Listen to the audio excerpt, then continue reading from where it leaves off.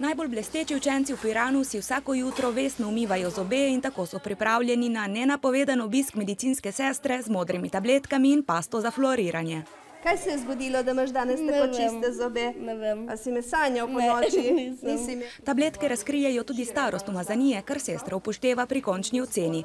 Letos so bile skoraj vse odlične, saj učenci sledijo napotkom. Pazim na to, da si vse zobe umijem in si jih ponavadi več kot 3 minute, da so čisti potem. Moramo prvo zgornjo plast navzdol, 4-krat potem spodnjo navzgor in potem še od odzadij isto.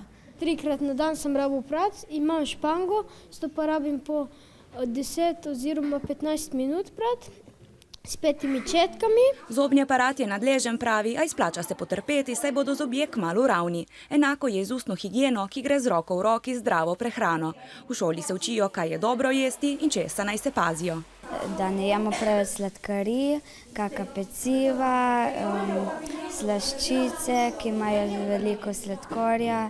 Moram povedati, da je skrb za zdrave zobe iz leta v leto večje. Mislim, da je tukaj zadaj predvsem ta glavni motivator tekmovanje med seboj. Nad zasluženim prvim mestom v občini so ponosni. Medicinska sestra pa jim že polaga na srce, naj na poletni dopust ne pozabijo vzeti tudi zobne ščetke.